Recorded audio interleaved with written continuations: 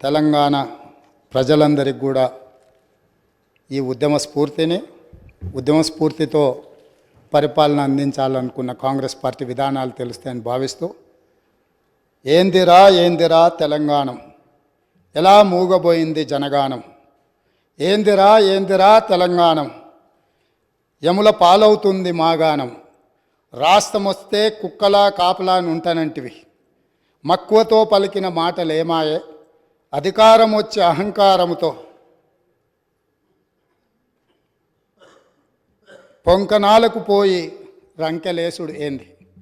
అందశ్రీ గారు తెలంగాణలో జరుగుతున్న పరిణామాల మీద ఒక స్పష్టమైన భాషను భావాన్ని ఈ తెలంగాణ సమాజానికి ఇచ్చిండ్రు.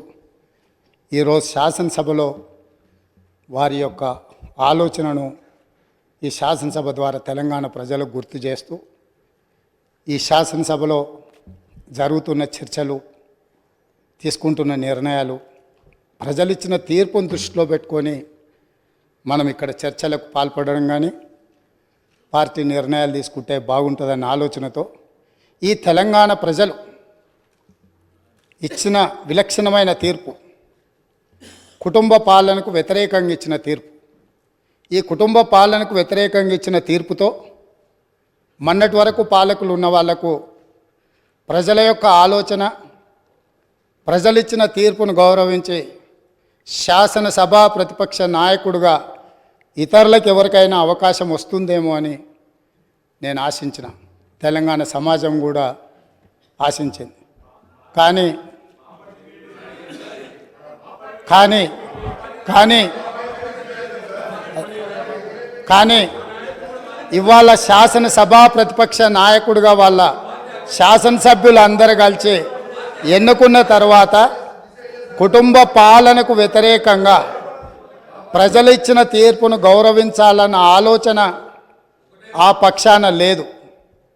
రెండవది, కనీసం శాసనసభలో ప్రసంగమైన ప్రజల యొక్క సమస్యల్ని ప్రస్తావించడానికైనా అనుభవజ్ఞులైన చాలామంది శాసనసభ్యులు, గతంలో చాలా సంవత్సరాలుగా మంత్రులుగా పనిచేసిన అనుభవం ఉండి ఉప ముఖ్యమంత్రులుగా పనిచేసిన అనుభవం ఉన్న వాళ్ళైన చర్చను ఒక మంచి సాంప్రదాయాన్ని నెలకొల్పడానికి ప్రారంభిస్తారేమో అని మేము అనుకున్నాం. అయినా కూడా తెలంగాణ ప్రజల్ని నిరాశపరిచినరు. ఇక్కడ కూడా కుటుంబానికి తప్ప అర్హులకు ఎవరికీ అవకాశం లేదు, అర్హులకి ఇక్కడ స్థానమే లేదు అని చెప్పి చర్చను ప్రారంభించడం ద్వారా ఈ పార్టీ కుటుంబ పాలనకే పరిమితం అవుతుంది. ప్రజాస్వామిక విలువలకు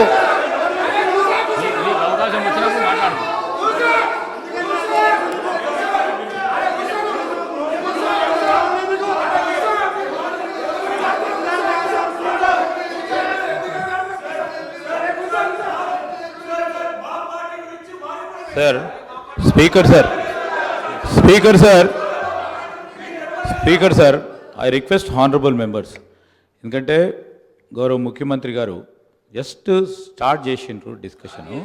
మీరందరూ కూడా వినే ఓపికతో వినండి. మీనింగ్ఫుల్ డిబేటే జరిపిద్దాం. So we will come on sir, మీరు ఓపికతో ఉండాలి సార్.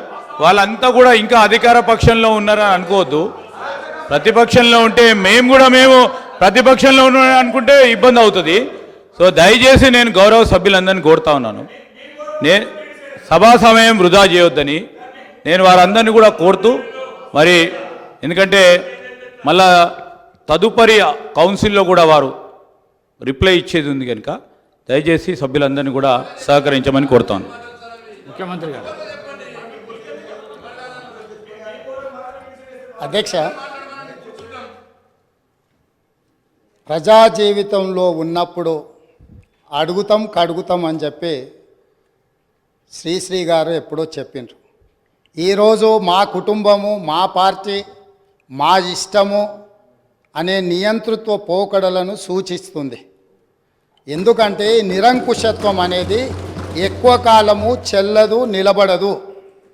ప్రజలు నిటారుగా నిలబడి ఈ కుటుంబ పాలనకు వ్యతిరేకంగా మేము తీర్పిచ్చినామని నికార్సైన తీర్పిచ్చిన తర్వాత కూడా వాళ్ళలో మార్పు రాలేదు. కాబట్టి రేపు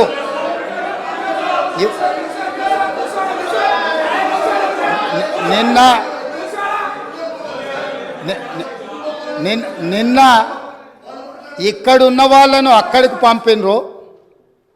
ప్రజా తీర్పును గౌరవించకపోతే అక్కడున్న వాళ్ళను అక్కడికి పంపుతారు బయటికి. కాబట్టి వాళ్ళ ఇష్టము, వాళ్ళు ఇట్లా ఉండకుంటే మంచిదని నేను అనుకుంటున్నాను. మేము ఇట్లనే ఉంటామంటే వాళ్ళని ఎక్కడికి పంపించాలనో ప్రజలకు తెలుసు. కాబట్టి నాకేం అభ్యంతరం లేదు, ఇది వాళ్ళ పార్టీ ఇష్టం.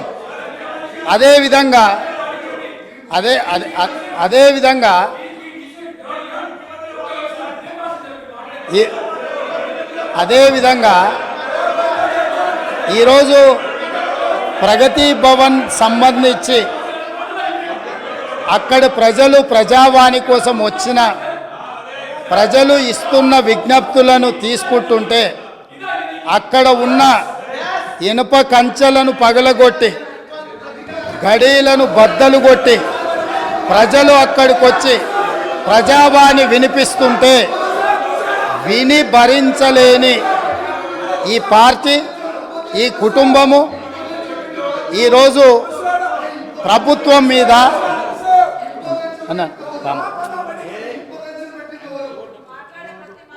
ఈరోజు ఈ ప్రజలు ఇచ్చిన తీర్పును గౌరవించే కాంగ్రెస్ పార్టీ ప్రగతి భవన్ గేట్ల ముందు ఉన్న ఇనుప కంచెలను బద్దలు కొట్టి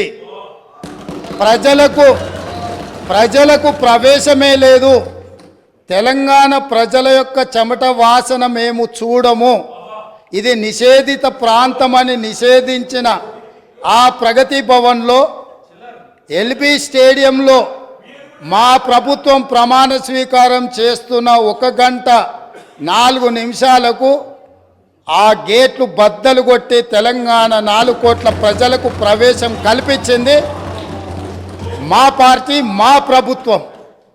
మీకు గతాన్ని గుర్తు చేయదలుచుకున్నా. ఆనాడు హోంమంత్రి మహమూద్ అలీ గారు అక్కడికి వెళ్ళి ముఖ్యమంత్రి గారిని కలవడానికి వెళితే ఒక హోంగార్డు మీకు అనుమతి లేదు, మీకు ప్రవేశము లేదు, మిమ్మల్ని లోనికి రానివ్వము అని చెప్పి వారిని అవమానించి ఒక హోంగార్డు హోంమంత్రిని వెనక్కి తిప్పి పంపించిన చరిత్ర పుటలలో నిక్షిప్తమై ఉన్నది. ఆనాటి ఆర్థిక మంత్రి, ఆనాటి వైద్య ఆరోగ్య శాఖ మంత్రి ఈటెల రాజేందర్ గారు ముఖ్యమంత్రిని కలవడానికి అక్కడికి వెళితే అక్కడ ఉన్న పోలీసు సిబ్బంది మీకు ప్రవేశము లేదు, మిమ్మల్ని నిషేధించినము, మీకు అర్హత లేదు, మీకు ఆ స్థాయి లేదు అని చెప్పి ఈటెల రాజేందర్ గారిని ఆ ప్రగతి భవన్లకు ప్రవేశం లేదని తన సహచర మంత్రిని అవమానించి ఆ మంత్రే స్వయంగా కన్నీళ్లు పెట్టి ఈ ఆవేదనను, ఈ దుఃఖాన్ని లోపల అదిమి పెట్టుకున్న విషయాన్ని 4 కోట్ల తెలంగాణ ప్రజలకు వివరించినప్పుడు తెలంగాణ సమాజమంతా దీన్ని గమనించింది. ఇదే కాదు, ప్రజా యుద్ధ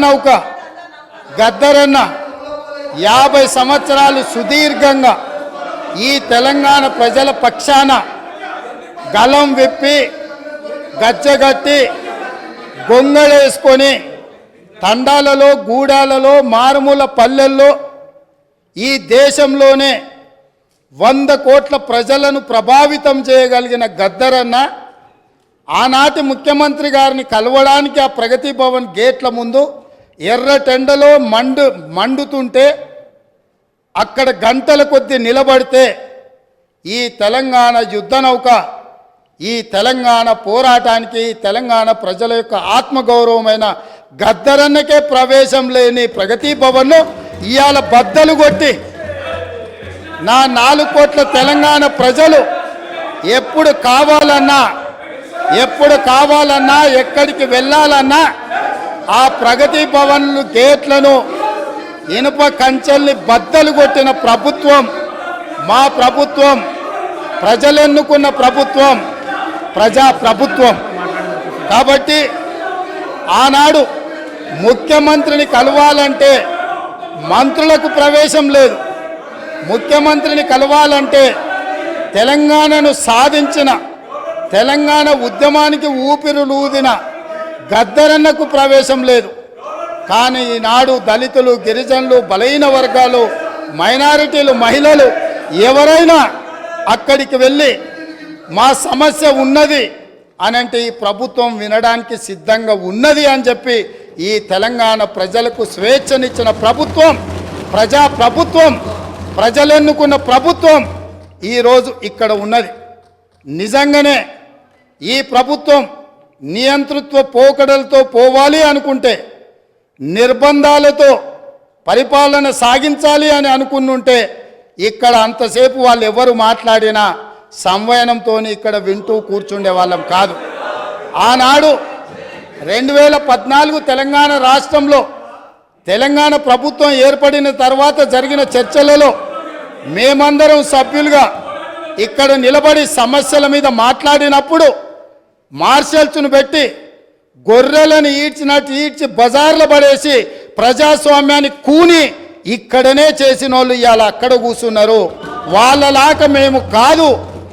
ఇదే కాదు, గవర్నర్ గారి ప్రసంగంలో ఆనాడు ప్రజలకు వాళ్ళు ఇచ్చిన హామీలు ఈ మంత్రివర్గం తీర్మానం ద్వారా గవర్నర్ గారి ప్రసంగంలో పెట్టలేదు అని, పెడితే బాగుంటుందని చర్చించడానికి నిలబడ్డ ఆనాటి నా సహచర శాసనసభ్యులు కోమటిరెడ్డి వెంకటరెడ్డి గారిని, సంపత్ కుమార్ను శాసనసభ సభ్యత్వాన్ని రద్దు చేసి నిరంకుశ నియంతృత్వ పోకడలతోని నిర్ణయాలు తీసుకున్న వాళ్ళు శాసనసభలో గవర్నర్ రంగరాజన్ గారు ఇక్కడ ఉన్నప్పుడు ఆనాటి శాసనసభ్యులు చేసిన గందరగోళంలో 10% కూడా కోమటిరెడ్డి వెంకటరెడ్డి గారు, సంపత్ కుమార్ గారు చెయ్యలే. కూర్చున్న సీట్ల నుంచి లేచి నిలబడి నిరసన తెలిపినందుకు నిరంకుశత్వంగా 2 శాసనసభ సభ్యత్వాలు రద్దు చేసిన చీకటి రోజులు ఇక్కడనే జరిగినాయి. ఈ సంఘటనలు చరిత్ర మర్చిపోదు. ఈ సంఘటన తెలంగాణ శాసనసభ చరిత్రలో శాశ్వతంగా ఉంటుంది. ఆ సంగతిని కూడా నా మిత్రులకు నేను గుర్తు చేయదలుచుకున్నా.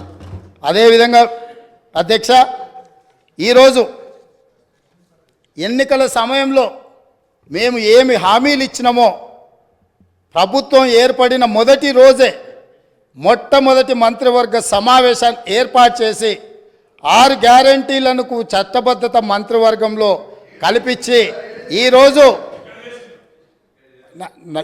ఇదే సమస్య మేనేజ్మెంట్ కోటాలు వస్తే అధ్యక్ష ఈ ప్రాబ్లమ్స్ ఉంటాయి. మేనేజ్మెంట్ కోటాలు వస్తే ఈ ప్రాబ్లం ఉంటుంది. మంత్రివర్గంలో పాలసీలను ఆమోదించుకొని చట్టాలు చేసేది చట్టసభలో చేస్తారు. చట్టాలు మంత్రివర్గంలో చేయరు అధ్యక్ష. చట్టం ఎక్కడ జరుగుతుంది?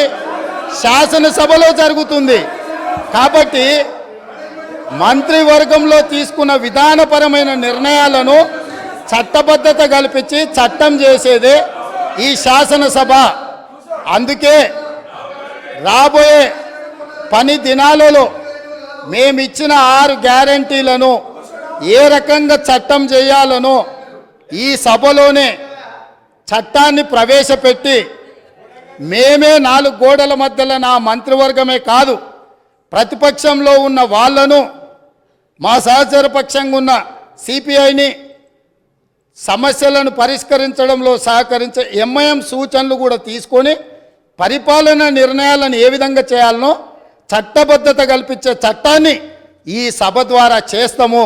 ఇందులో ఉన్న తేడాను మేనేజ్మెంట్ కోటాలో వచ్చిన వాళ్ళు గమనించాల్సిందిగా నేను కోరుకుంటున్నాను అధ్యక్ష.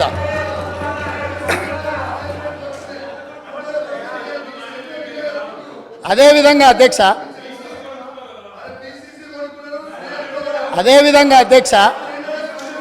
ఈరోజు 9.5 సంవత్సరాలు ఉద్యమాలు చేసినాము, ఉద్యమాల నుంచి వచ్చి ప్రభుత్వాన్ని నడిపినామని మాట్లాడిండ్రు కదా.